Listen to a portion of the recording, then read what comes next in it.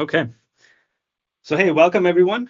I'm super excited. Thanks for joining here. This kind of investing 101 session. I'm going to talk about goal setting today and then how to buy your first investment property. You probably spend 15 or so minutes on the goal setting piece, and then like 20 minutes or so on specific steps you can take to purchase your first or next investment property. Um, my name is Martin or Marty Krimmel.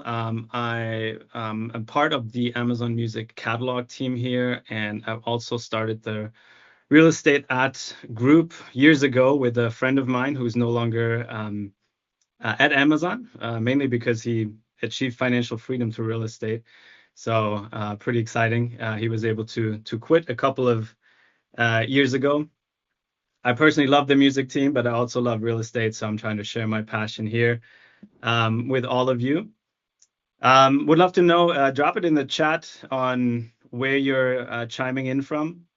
Normally I have another kind of intro deck, but I think this discussion is going to take us a long time today, so I want to get right in. But I know we dial in from all over the country, so drop it in there. Raleigh, Seattle, Minnesota, Bellevue. Awesome. Seattle. Cool. And if someone just took over my screen share here, or it looks like someone took over my screen share. Let's see.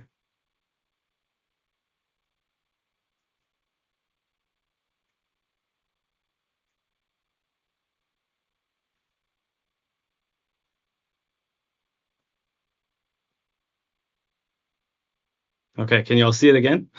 Yep. Yep. Okay,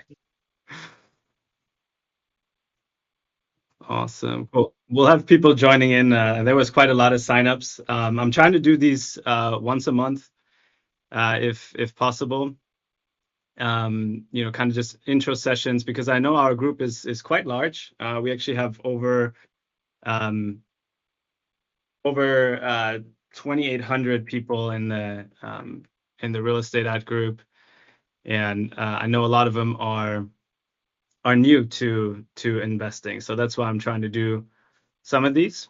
And we also have a kind of the real estate committee. So that's a couple of us that are all kind of joining in together to put on these presentations, to send out the reminders on Gather, to do the uploads on the real estate ad channel. So if anyone of my team there is on, thank you. Mainly Manny, Scott, Cameron have been helping out quite a bit, and then myself. So let's start. Oh,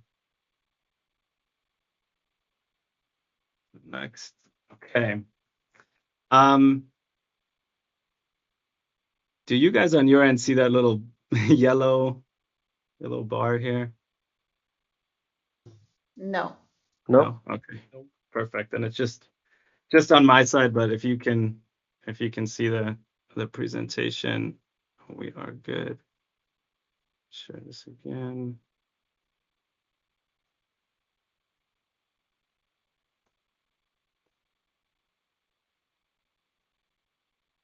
Sorry, 1 second. I think it stopped again. Technical difficulties, they happen.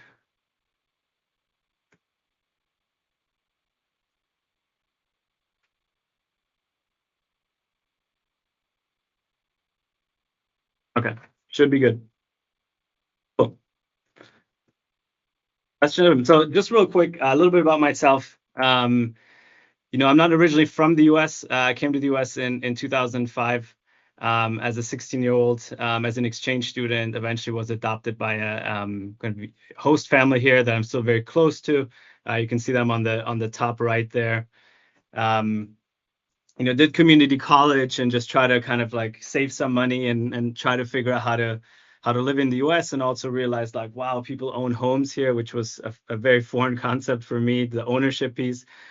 Growing up in Germany, I thought it was really only for people that are quite wealthy, but I saw, just homeownership being a kind of the part of the American dream. So that got me initially inspired. Um, been with Amazon for over 12 years, started as an L3 and kind of like worked my way up. Really important if you want to get into real estate investing. It's great to have a W-2. When you don't have a W-2, it's possible, but it's much more difficult. So if you want to start out, you're in a great position. As I mentioned, 2019 started the real estate ad group. And also wanted to I put a couple of things on here as well. I'm always a big believer on sharing the full story, and that things are not always easy, and you're going to find kind of challenges throughout your life. So for me, in 2016 is when I started with the music team that I run now. They're on the left, but it's also when my mom passed away, and also when I became a U.S. citizen. So there are kind of a lot of things happening in that year. And then 2017 is when I got started with real estate investing. But you'll find these kind of pivotal moments, I feel like, in your life. And for me, a lot of those have happened kind of throughout my journey, or even to just kickstart the journey into investing. And kind of, we'll talk about this in the goal setting in a minute. But just, sometimes stuff happens in life, right? And some of those will be very difficult in the moment. Like in 2022, went through a breakup and it was quite difficult, but it also accelerated my investing journey. So I just want, kind of to put that out there, because sometimes you can hear these presentations and you'll be like, well, of course it's easy for him or her, right? Because they're XYZ. But I think there's always going to be challenges, and I would just encourage you all to, kind of keep going, keep pushing through those. As you start on your journey. That's my team to the left here in India, one of the teams that I run. Won't spend too much time on here because we have a ton of slides, ton to go through. But the big piece I want you guys to take away from here is I'm a big believer in just consistent effort. So you don't have to have 100 units and try to get them all in a year, because you set that kind of goal. If you have currently 0 units, then that's probably not going to happen, and you'll quickly get discouraged. But what you can kind of see from my story here is just the consistency in which I purchased or was involved in real estate, right? From 2017, pretty much every single year I did something. Doesn't have to be anything huge, but I took some sort of action. I purchased some sort of property, very consistent, like once a year. So I'd encourage you all to think about that. If you're consistent at anything, and if you're consistent in investing, I will tell you, you will be successful. But many people start and stop, or they start again a little bit later. But try to have consistency is really kind of key in the game here. Just a couple of pictures. So I've, my family, friends, and then also clients and Amazonians that I've worked with and helped throughout. Really, I'm a big believer in this. Can really kind of change lives. I love to travel, so I've been to over 30 countries, and all of it was really thanks to investing. And as we start, I think the biggest thing that I've found for people is to really like identify your why. I'm part of a kind of different coaching groups and stuff. And one of the things that we do at the beginning of the year, we write down like a 2-pager of what's our why. What's your why to create XYZ habit? What's your why in this case to get into real estate investing? Feel free to drop something in the chat here if kind of what you're looking for, why you want to get into this. But it's really, really important. So some of the examples for me, were like financial freedom, security, right? More time to spend with friends and family, travel to help and inspire others, and just kind of you're always going to learn. So always that love for learning and growth is really, really important. But it really matters. Your why, it's kind of that whole, if your why is strong enough, the how will reveal itself. I spend a lot of time on goal setting. So I will actually tell you this kind of system here, REIOS, is like real estate investing operating system, is something that me and a group that I'm part of spend an entire weekend on. We only have a total of 1 hour today, so I'm going to go relatively quick here with these, but I'm truly, truly a big believer in like setting goals and tracking your habits towards those goals and having accountability. And And it kind of starts with being honest with yourself, like where you are today, right? Sometimes we're like, well, like the example that I had earlier, it's like people are like, well, I want to get 100 units, or I want to, get $10,000 a month in cash flow. But these are great goals, but you want to set goals that are achievable, but also far enough to kind of stretch you. But it really does make a difference, the goal setting. So I will share with you guys kind of my system that I use before we jump into the actual kind of action steps. I'm not sure how many of you know this kind of wheel of life. I share it both with my team every time at the beginning of the year, and we do this on the quarterly as well. This is kind of a real estate session, but I'm more of a big believer. Real estate is just one part. Like it'll, if you do it right, it'll allow you to do a lot of cool things.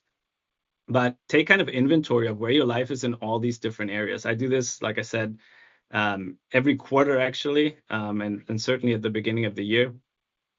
So the wheel of life is a great exercise to start off with. And then it's kind of identifying your vision, right? It's like, where do you want to be in all these different areas? So we're talking about real estate, so that could be kind of like your career or a business if you want to build a business out of it. And then it's getting like really specific. Ask yourself some of these questions, like where you are today and where do you want to be in 5 years, right? So things are like, how much active income do you earn? Do you currently have a W-2? All of you that are on here, the answer is yes. How many hours do you work, right, per week? Going through these different questions and then envisioning where you're going to be 5 years from now, and then working backwards from that. This piece right here is, I think, highly underestimated, but super, super important as you guys start out. You can, take a screenshot of this, or I can kind of send it around, but to really identify your criteria as you get started with investing. The reason this matters is we'll talk about, reaching out to agents or how to find your deals and analyze deals and things like that. But the more clear you can be on what's the strategy you want to use, what's the property type, location, condition, what's the price range, and profitability, like how much cash flow are you looking, what are you looking for, equity, cash flow, both. The more clear you can get on this, the better it will be once you start working with people to help you identify these. Because I get this all the time. I'll share with you guys a quip later on. And one question I ask in there is, where are you looking to invest? And a lot of people say, anywhere, right? And it's the same if you get the, like, what type of property you're looking for, like, oh, any property. If you're saying anything is possible, like you will never be able to really like get the right property for your needs, right? So I encourage you highly to, again, take time. We can't do it in this session, unfortunately, but take some time to really think through these different aspects. Goal setting, it's the same as we do here in Amazon, right? I'm sure a lot of you have heard of the SMARTer or the SMART goals. In the team that I work with, we also call them SMARTer goals. The E and the R are like for exciting. So make these goals around real estate that excite you, or around your life in general, right?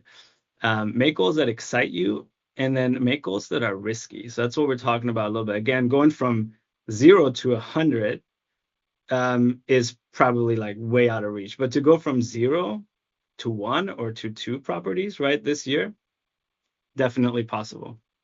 And risky enough, if you have none today, to where it's going to push you, right? Push you to stretch yourself.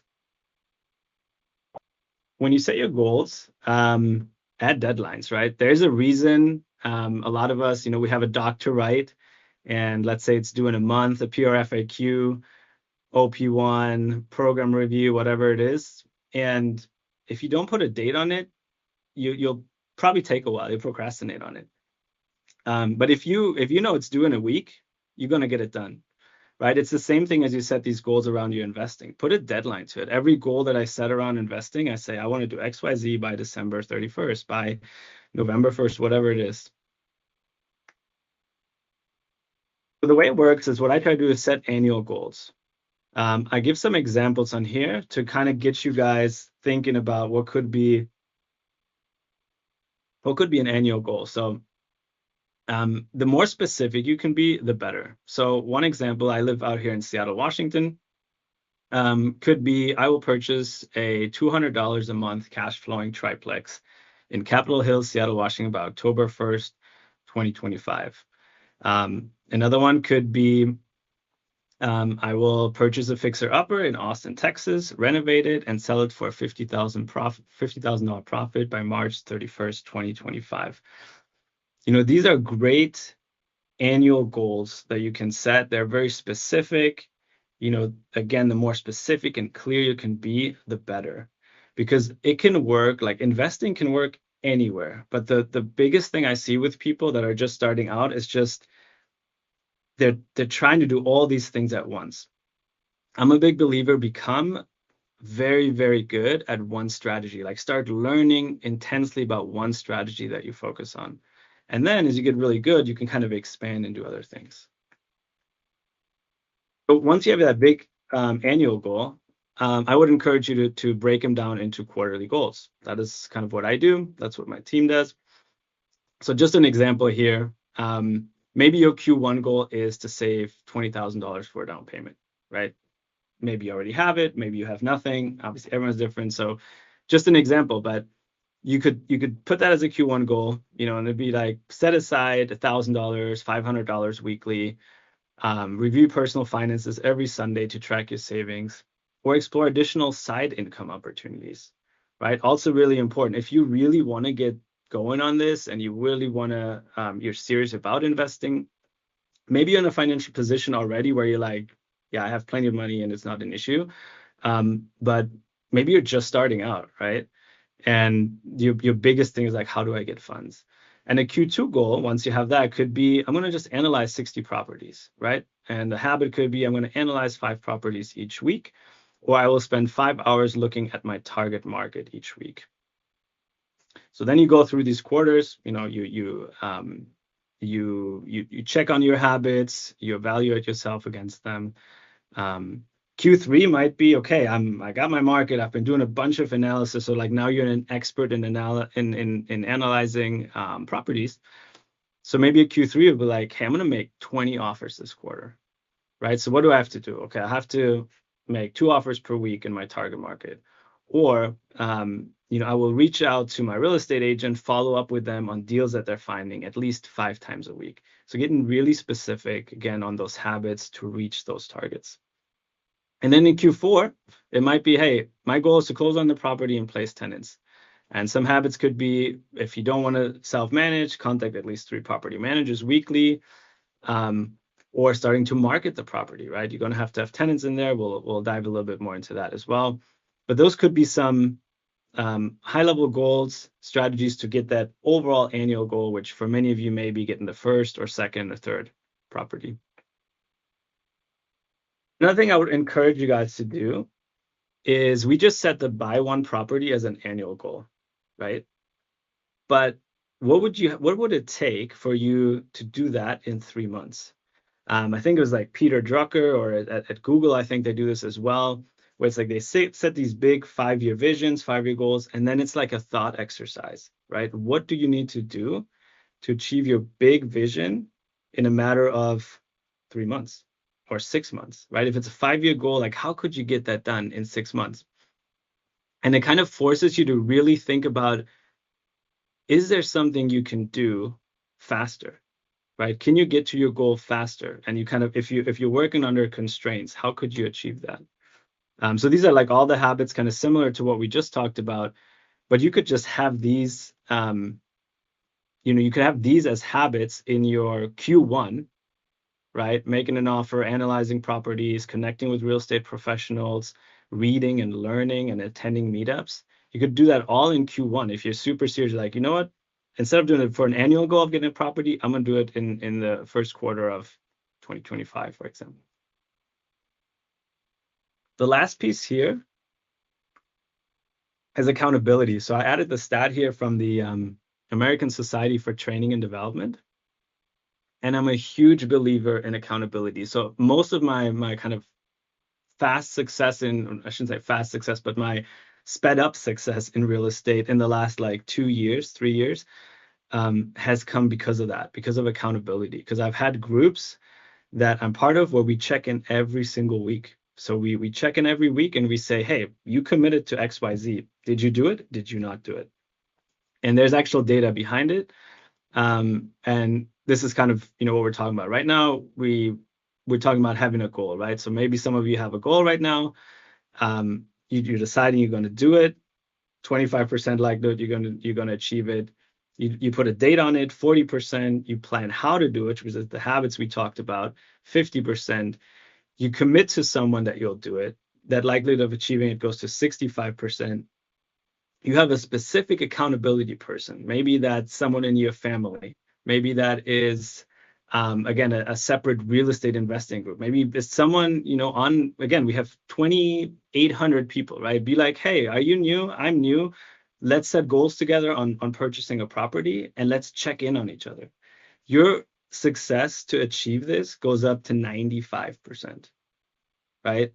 That's massive. And that's kind of weird. That's why I love this at the new year, because I have a lot of friends who are like, yeah, and I'm sure you guys have too, right? You set these new year resolutions. You're like, I'm going to lose weight. I'm going to eat better. I'm going to purchase a property. I'm going to go on this trip, whatever it is, right? But if you don't have anyone to hold you accountable to it, you may be really excited for the first 2 weeks and you're slowly going to drop off. But if every week you have someone checking in with you, that's why I'm also a big believer in coaching. I think coaching is amazing. If it can be like accountability coaching, your likelihood of achieving goes up significantly. So take a screenshot here if you like. It's really fascinating data, I agree, and it really works.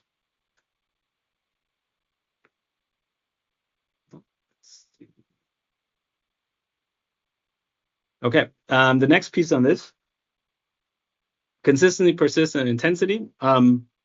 We talked about it. If you have consistent effort, persistent effort, meaning you don't give up, and intensity. This is also, I find, a fascinating one as you get into real estate investing. If you really want to do it fast, you can, right? So think of everything like a funnel. Like if you need to, let's say, find a property, you need leads, right? If you look at 10 properties a week, right, versus someone else who looks at, let's just say, 100 properties a week, right? Or you throw out mailers, like you send out marketing mailers, and you're sending 100 versus someone sending 10,000, right? Who's going to get there faster? The person that's has a bigger funnel of leads, right? And that's kind of the intensity. So like, how bad do you want to kind of achieve your goal, whatever that is, like financial freedom, maybe you want to quit your job, travel more, like things we talked about. So really putting in intensity matters and makes a difference. Stepping out of your comfort zone, and kind of there's a great graphic, the emotional cycle of change. For time's sake, I will speed through this here, but check it out, kind of Google it. It's a fascinating one. It happens every new year for people that set goals and want to do new things. But you kind of get to that valley of despair, which is like, for people in January, usually it's like week 3, where you're like super motivated, and by week 3 you check in with someone like, hey, how's that gym goal going, right? And they're like, I quit. It's too hard. But research that. I find it fascinating as well. Your motivation. So I will give you a real life example for me. Generally, as humans, we're kind of motivated by either pain or pleasure. That's usually how things work.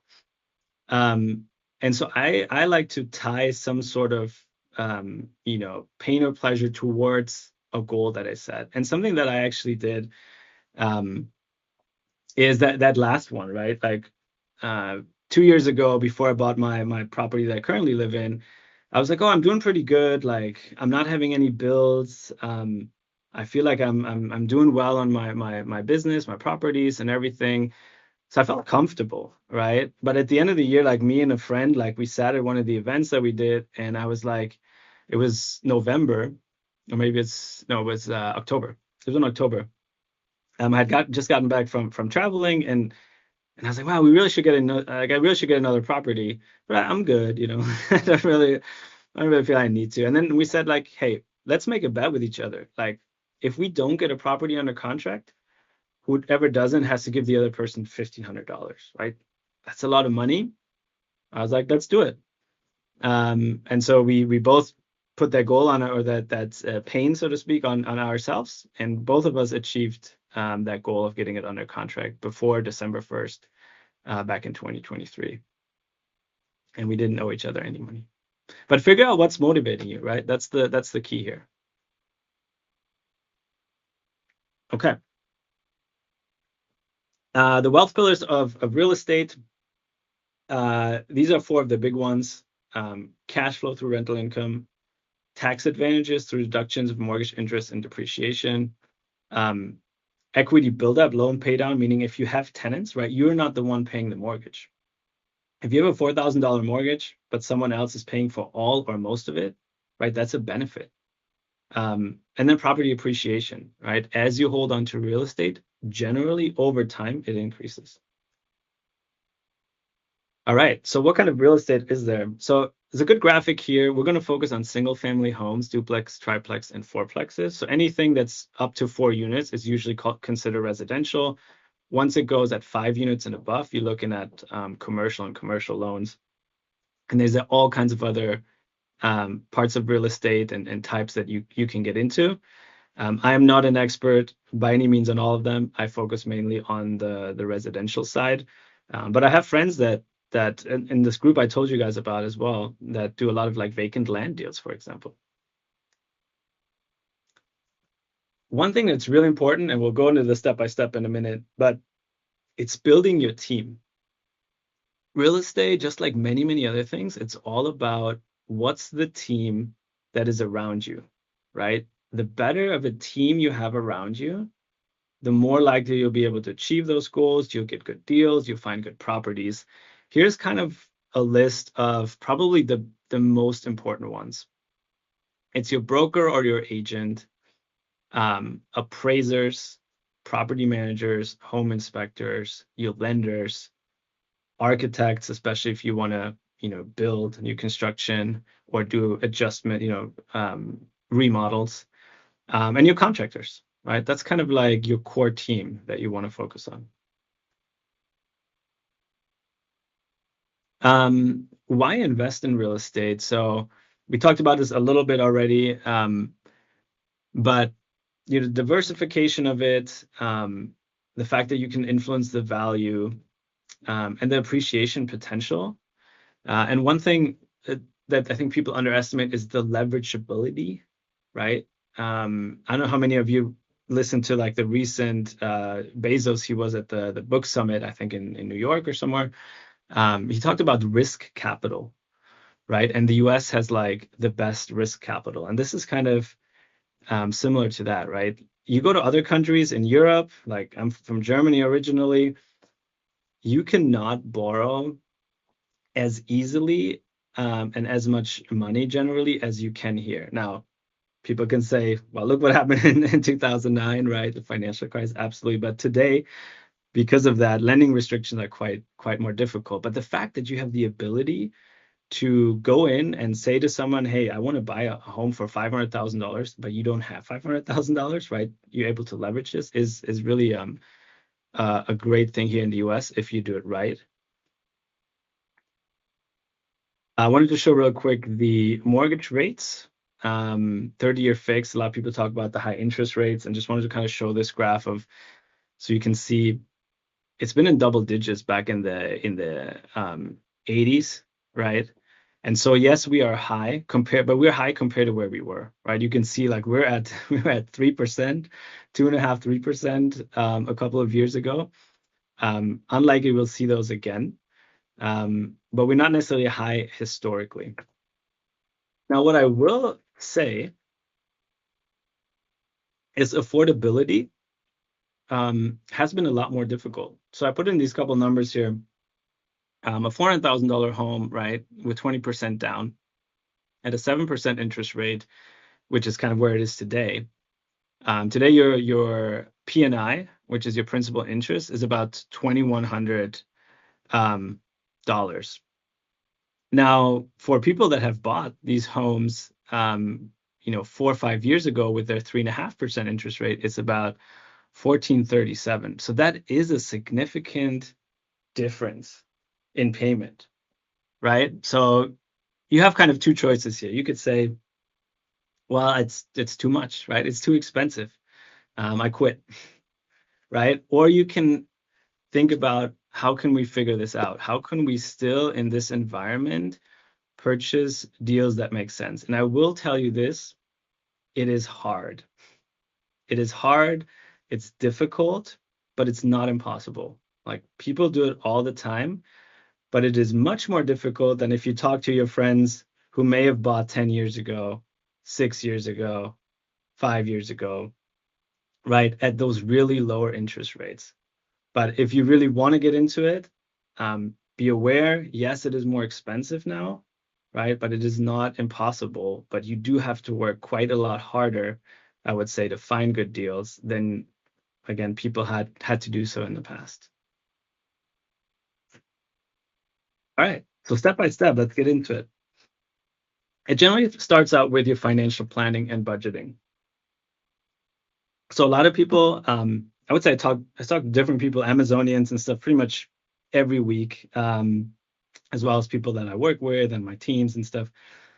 And it kind of starts out with how are you going to purchase this property? So before you ever go into, the markets and all these things, it's like figure out like where are you today, right? All of you are going to be at different positions in your life. Again, some of you might have just started at Amazon, right? And so maybe your funds are very low, maybe not, but maybe they are. And some of you have worked here for a while. Maybe you have dual income. Some of you have families, some of you don't. But take an honest look at where you are today. And it kind of, in most of the time, it starts out with reaching out to a lender. So finding a lender and getting what they call a pre-approval. So that's basically a letter that says, hey, you can borrow up to X amount of money, right? And once you have that, then you know, okay, this is the money that I have available. Now, there is many other strategies that we can't dive into necessarily in this session on how to find money, but one I do want to put up here is also partner up. If you're brand new to this, and let's say your issue is money, right? You're like, I just don't have money. I just started, but I'm willing to really learn. I attended Marty's session today, and I'm going to start reading the books, and I'm going to start learning.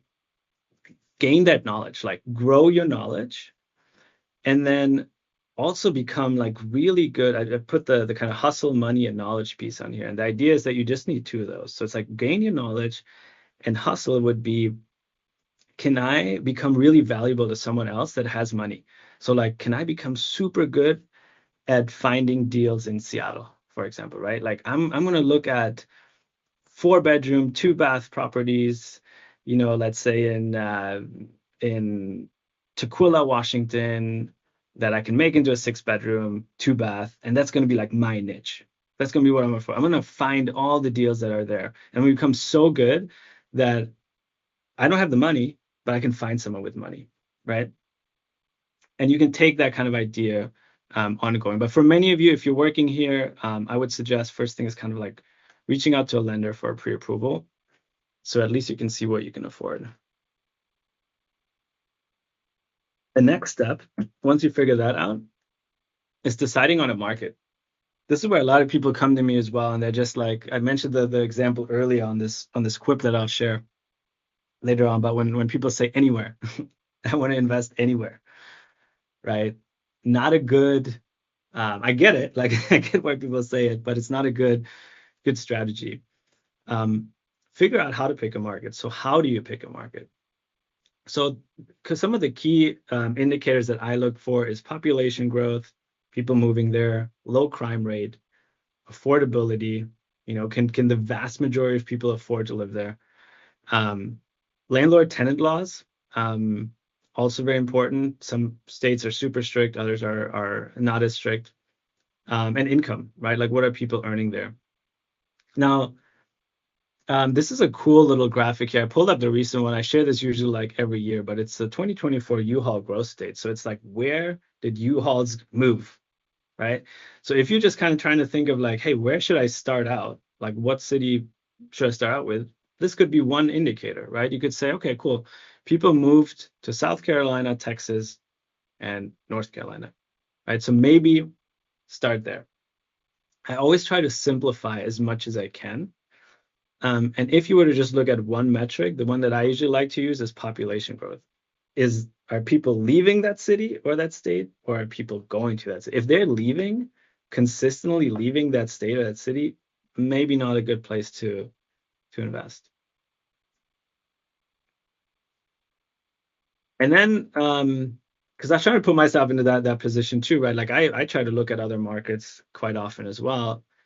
And here's something quite easy. So what I did, some of you may live in the city, is I just went to ChatGPT and I was like, hey, this, I'm an investor, I'm looking for diversification of my portfolio. I'm looking to invest in different cities. Give me a couple good markets.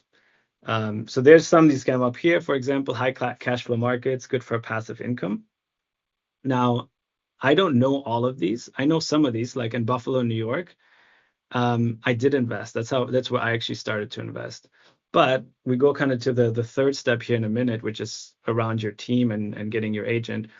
But this is a good place to start, right? Because you could say, okay, you know what? I'm gonna Cleveland and Indianapolis. I'm gonna research those a little bit.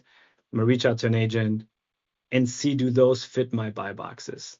So here's just a couple ideas for you guys, right? Like take those cities, appreciation, cash flow, plus cash flow, so more of a balanced market. Here's a couple potential cities. Again, you can reach out to me or to others there to figure out, do these fit your budget and your criteria? But good way to get you started. And then the last one, kind of high growth appreciation markets. So more like long-term bets. So these are probably cities where there's very little cash flow. And again, some of these I know, like I have people I know in Austin and in Denver. And it's true, it's quite pricey there. So you might not get the cash flow that you would get in a Buffalo, New York, but you probably get more appreciation over the long term.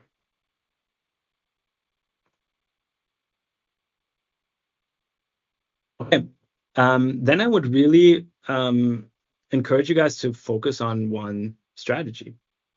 Again, you can make money with everything in real estate, but as a newcomer, even as experienced people, like even myself, I sometimes get myself into this mode where I'm like, oh, maybe I should start to look into assisted living, right? But these are some great strategies that today in this market with this interest rate still provide cash flow if you do it right. Like I know somebody that is doing assisted living, they cash flow on one property, $10,000 a month. Now people are like, wow, that's crazy. I want to do that. It's hard. A lot of these are hard, right? For assisted living, I'm not an expert in it. Hopefully we can get somebody on here that is, but you have to get licensed. You have to have the right property, work a bunch on permitting with city regulations. So it may take you a year. So always remember, it's like none of this is easy, but if you want to do it, if you're willing to do the hard, it's possible. Airbnb, travel nurses, rent by the room. I've done all of those, as well as the traditional rental and the fix and flip. I think great strategies. And then I want to kind of get you guys thinking a little bit. There's some non-traditional ways that I also do and that I really like. Like, let's say you buy a property and you have a big backyard. Can you go on HipCamp, where you rent out space there to people that want to camp? Here in Washington State, people love to camp. They love to go in the outdoors. I know some people that every weekend they go on HipCamp. They find somebody that has a large property and they pay them, $60 for the night to pitch their tent there. I'm gonna do a whole different session on house hacking, but this is my favorite strategy. It's in essence owner occupying your home to live in it and to rent part of it out. There's also some videos. I've already done a few on the real estate at. Again, it could be a whole session on this, but I just wanted to get you guys to understand this is, to me, that's the best beginner strategy. That's how I've kind of built my portfolio. So living in the home, but also renting part of it out. After a year, you can move out and you can do it again. And then that property turns into a rental. Step 3, this to me is the most important step. That is, find your agent. Find an investor-friendly agent. Whichever city you are in, find somebody that knows about investing, that knows how to analyze properties, that can properly help you understand cash on cash returns, understand gross rent multipliers, cap rates, understand the neighborhoods, right? So how would you do that? Real estate at, our group here, the Slack channels that we have, real estate investing and real estate, great resources. Reach out to me. Like I've built a pretty good list on investor friendly agents that I either directly have worked with, or I know people that have worked with them, or I've talked to them and said, hey, like, what's your experience? What's your portfolio like? So I ask these questions. How many properties do you own? Do you know how to analyze a deal, right? Do you know market conditions? What value can you bring? And do they have other people that are rock stars? So do feel free to message me. Again, I'll share a quip, and if you need any connections, I'm happy to do so. But I just encourage you, whoever you work with, make sure that they are investment focused, right? Because they'll also have a team. They'll also know people that you'll need later on in later stages. Fourth step would be your property selection and analysis. So we talked a little bit about the different strategies, right? So it's really identifying these properties with one thing that I like is potential hidden value. So can you look at a property that, let's say it's a 1,600 square foot home, but it shows up as a 2-bed, 1-bath, or as a 3-bed, 1-bath. If you work with someone that knows it, they will understand, or if you become good at this, is like that there's a lot of room. Like most 2-bed, 1-bath can be like less than 1,000 square feet, right? Even 3-bed, 1-bath. So there's somehow hidden space that you can utilize to make a deal work for you. Look for places on large lots, right? That's what I like. My third property was on like a 13,000 square foot lot. So now I'm working on subdividing that lot. And of course, areas that are appreciating. There's a saying, don't be the nicest house on the block. I'm going to share some resources with you guys at the end, but I have a spreadsheet that I use to analyze. BiggerPockets is a big resource for analyzing properties. Rental demand. People are often like, hey, how do I find out what things rent for? What I do is I go to Rentometer. That's a great resource to use. It'll give you insights on what places rent for. And then be aware of analysis paralysis. So sometimes I've known people and clients I've worked for, they analyze for days or for months, I should say, without ever taking any action. This is a spreadsheet I use. I will probably do a session sometime where we can kind of dive into detail on really analyzing properties specifically, but this is a good tool to use. Basically you're adding in your purchase price, your down payment.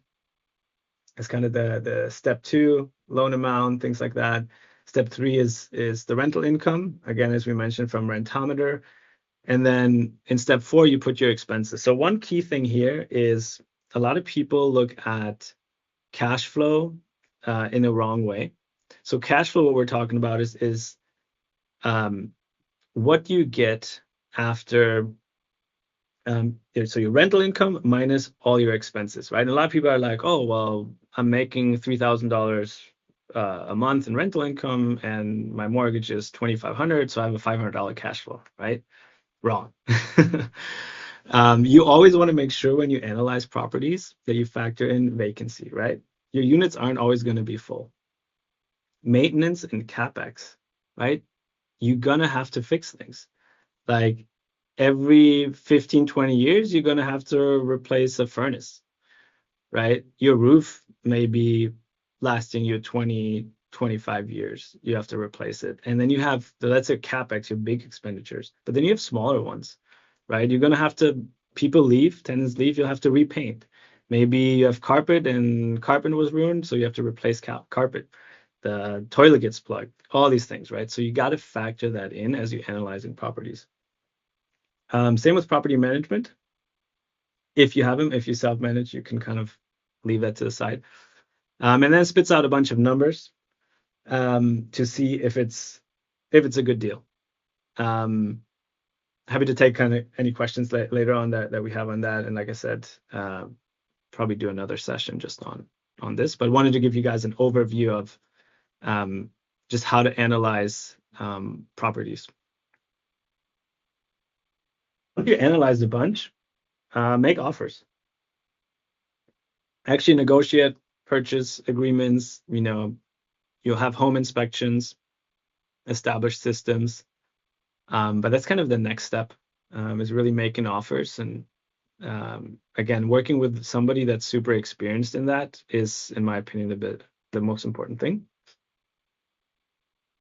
Once you've got your property, you want to find tenants. So what I always say with tenants is become a really good interviewer. Just like in Amazon where we interview, same thing here. Become great at interviewing, and utilize different online sites. So if you do room rentals, Facebook has some really great room rental resources, like where you can post your listings. Amazon, right? We have a for rent. So go on, like send your property for rent and see if anyone wants to rent it. Craigslist, Zillow Rental Manager, a really good one. Your own network. And then lastly, once you do have your first property, review regularly. Have your QBRs basically. See if you can make any improvements. Like for mine, sometimes I look at it and I'm like, okay, I have an Airbnb and it's doing pretty well, but can I work on the pricing strategy a bit? Can I add a little bit better amenities to it so I can raise the price? Like figure out what are things you can do to improve it. Okay. Now we went through this. We have we have like 10, 15 minutes left here. I love this concept of min. So now we've gotten kind of a high level overview. I would love for you all to kind of write down. You don't have to share it. You can share it in the chat, but the min is like the most important next step, right? Like what's for you now? We've kind of got a high level overview of what you can do, what you need to do. What would be the most important next step, right? Maybe it is, I got to write down a goal today, right? Maybe it is, I gotta Slack Marty and ask him for an agent in this city, or maybe I need to go on the investing real estate channel on Slack and ask a question there. Maybe it is, I need to go contact a lender and get a pre-approval. So think about what's your most important next step to get started. Here are the resources. I will share this quip in the chat. It's also in the invite. So I'll send it out separately as well, but it is in the invite. If you want to put down your information there, I will share a lot of the resources that I talked about today, like the spreadsheet, different resources you can use, book recommendations. So you can kind of get started.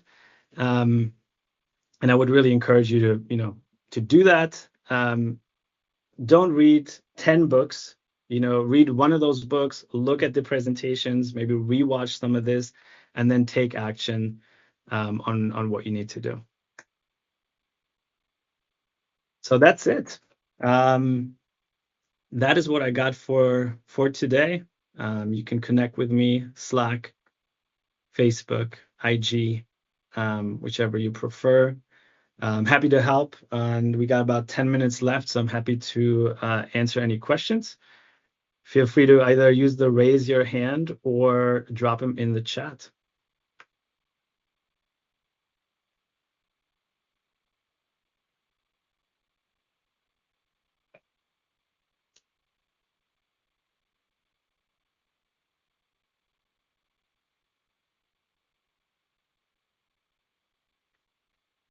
Or if there's no questions, that would be a first.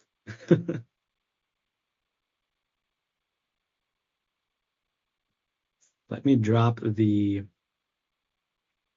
quip for you guys as well.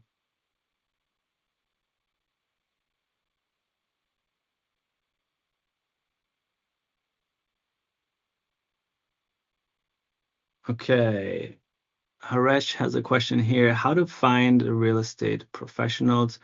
Where can one reach out to meet them? Yeah, great question. So, um, you're welcome to uh, ask me if I know anybody. You can, feel free to Slack me. Like I mentioned, I've built a decent list about of agents that I know and trust. That's one option. If I don't know them or if I don't know someone there, another option you could do is Bigger Pockets, which is one of the links I'll share.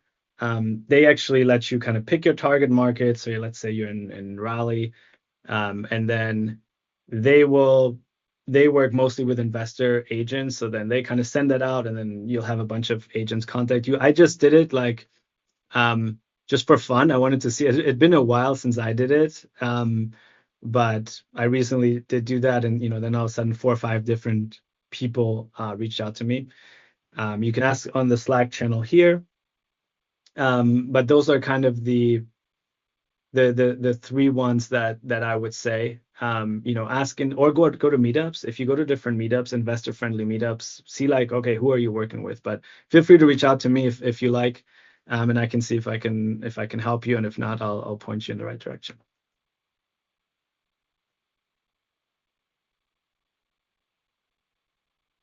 Okay, thanks for all the knowledge. Yeah, absolutely. Hopefully that was helpful and you enjoyed it. Thanks, Adit. Kelsey, know me a question. I'm excited to dig into resources, figure out the spreadsheet you shared. Yeah, absolutely. We'll share that afterwards. And I think the fun thing about analyzing is it's something you can kind of do today. It's not going to cost you any money, right? Like the only thing it's going to cost you is time. So when I started 7 years ago, I had my first mentor who sent me a spreadsheet, and then I basically just would go on like Redfin and in my market that I wanted to invest in, which at the time was Buffalo, New York. And I would just start to kind of run some numbers, and then I would see what comes up. And I try to get really good. Like like I was saying, if you get really good at analyzing properties, like you can start to get quickly understanding deals, you'll be far ahead of the game, right? And you'll be even better. Like I still, to that whole point of investor friendly agents, one of the reasons I got my license personally is because I just couldn't find somebody who was thinking the way I was thinking about properties. And so, yeah, excited for you to start that as well. Mika asks, what's your take on investing in rental properties in Seattle given the high cost of purchase, even with the high dollar down, comp rental costs seem to fall well below?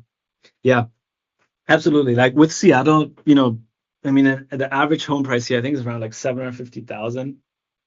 And there's this thing called the 1% rule, which people a lot of times talk about, which is an easy measurement of what people have used in the investing world, which means that you want to rent your property for about 1% of purchase price.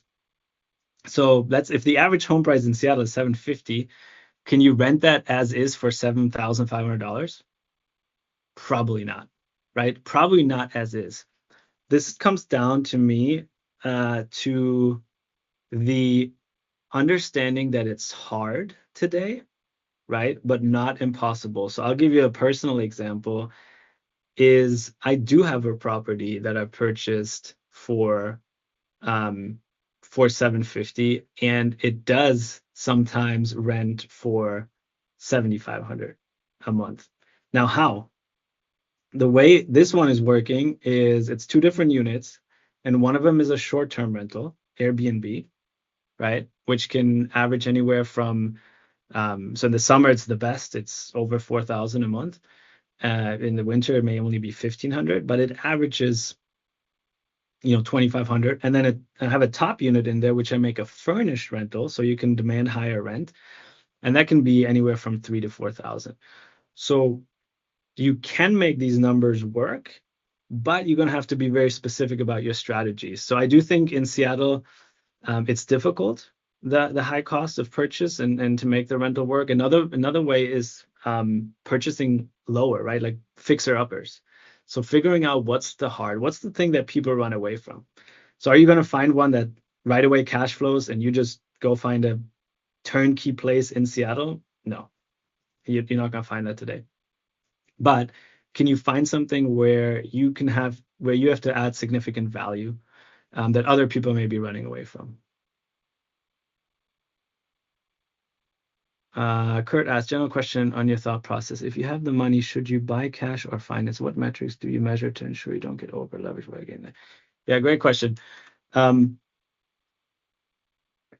So generally, I would say if you have the cash is really, really good for a couple of things. One, you're just more competitive, right? You're more competitive in high offer situations. So Seattle, when the market is hot, sometimes good deals like will be on market for 1 day, 2 days, and they'll be taken, and someone makes an offer and gets them pending. So I think if you have cash, I would encourage you to use it. Now, if it's your first deal, mostly what cash is used for is for properties that either you want, like I said, be more competitive, or they're properties that just don't conventionally finance, which is generally fixer-uppers. Like a bank won't lend on a home, for example, that has a giant roof leak, right? They just won't do it. So you may need cash for that. There's a strategy.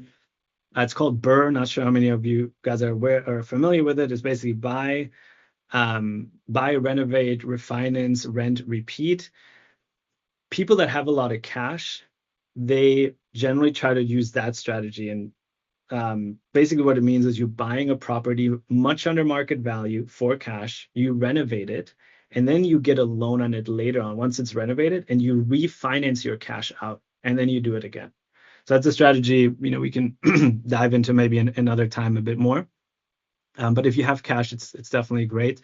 Now, I will say the only other piece is there comes a point they call it return on equity, right? So there's actually a different calculator I can probably share as well, which is like a return on equity calculator, where there comes a point where you have so much equity in the property that you want to figure out, can you make more with that equity somewhere else, right? So I don't generally like to put a bunch of money down because I'd like to leverage the additional cash to buy other properties.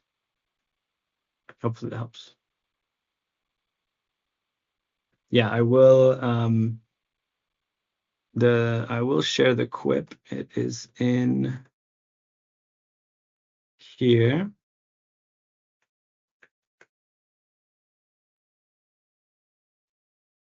Drop the Quip in here. This is the Quip. Feel free to add your information. I would say you can use your Amazon email, but if you use your personal email, sometimes Amazon will put it into spam, I think, but either way works.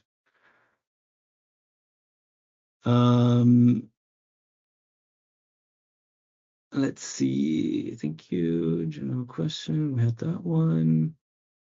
When selecting a location, what are the challenges associated with long distance out of state versus local? Yeah, great question, Justin. So I started out of state. And for me, what it comes down to, and this is actually, to me, it's true whether you're local or not local. Like I never saw my first property ever in person. What it comes down to is your team. So do you have somebody, you have an agent that you can trust, right? And how do you find out if you can trust them? Well, talk to other investors that have worked with them, right? Other people that have bought deals with them.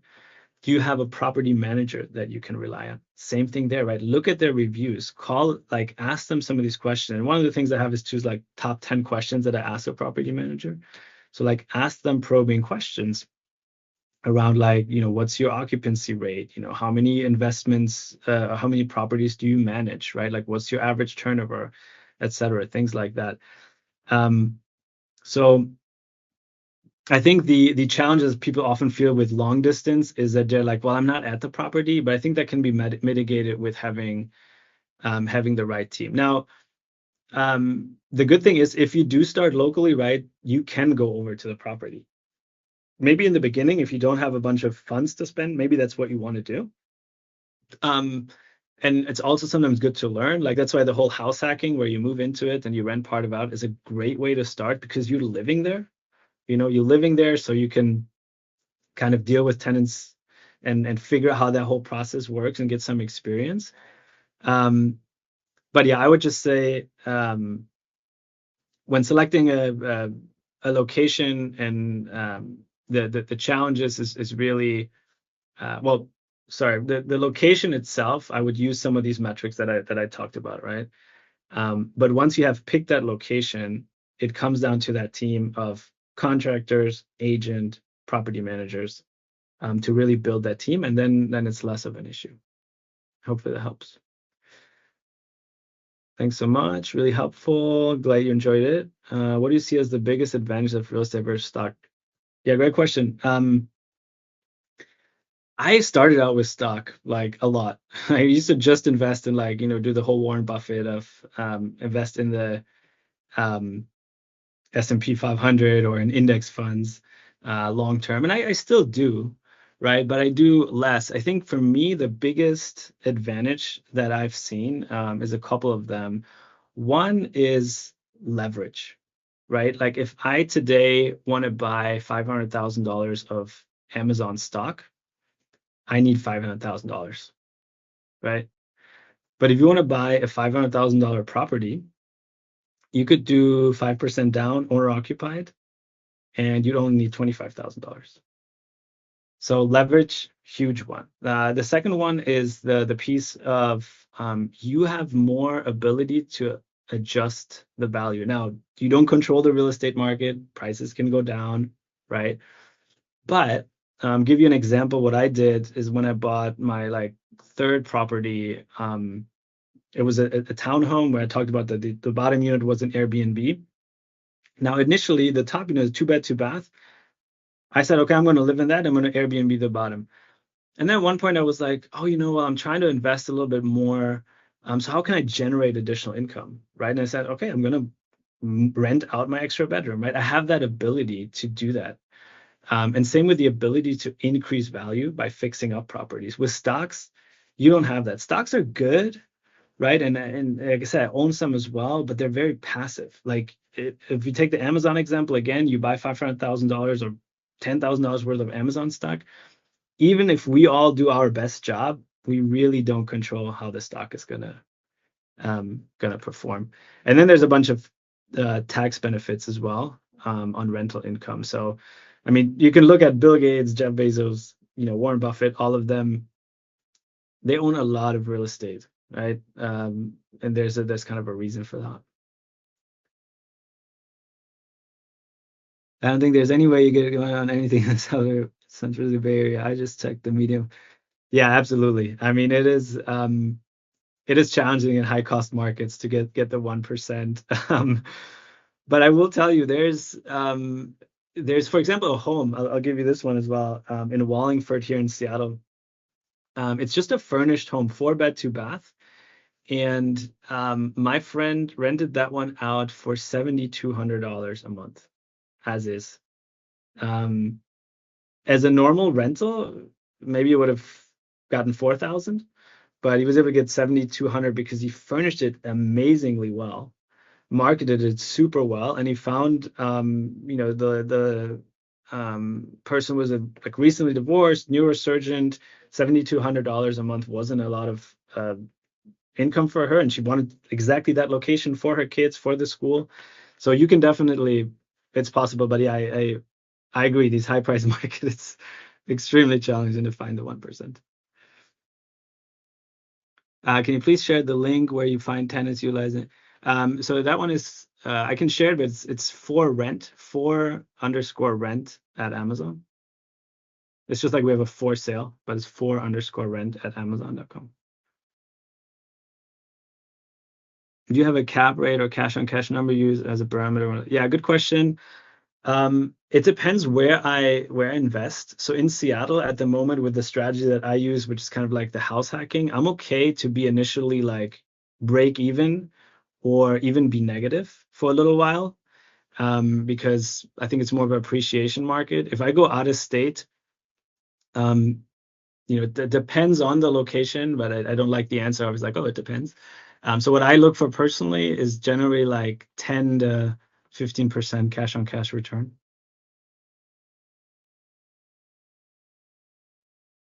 All right. Cool. Well, hopefully this was worth it. I try to put a lot of effort and thought into this, and as I said, I'm going to try to do very similar presentation, probably on a monthly basis. And then in addition, we will get experts in. So if there are things, feel free to email me. Again, if you need resources, add your info to the Quip. I'll send those out. But if there's any other questions or if there's anything that you guys want to, dive in deeper, maybe I can bring some experts on. Some, for example, DADU, detached accessory dwelling unit development, is a big one here. I'm looking to get my friend David on to present. But yeah, I think we're about 10 minutes over, so I want to give you all the time back, and then I certainly have to also jump on some other things. But I really enjoyed it. Great questions. We'll get the recording uploaded very soon, and thank you all. Much appreciated. And go send me your next step, or figure out that next step where you're gonna take. And I wish you guys all the best. So thanks everyone.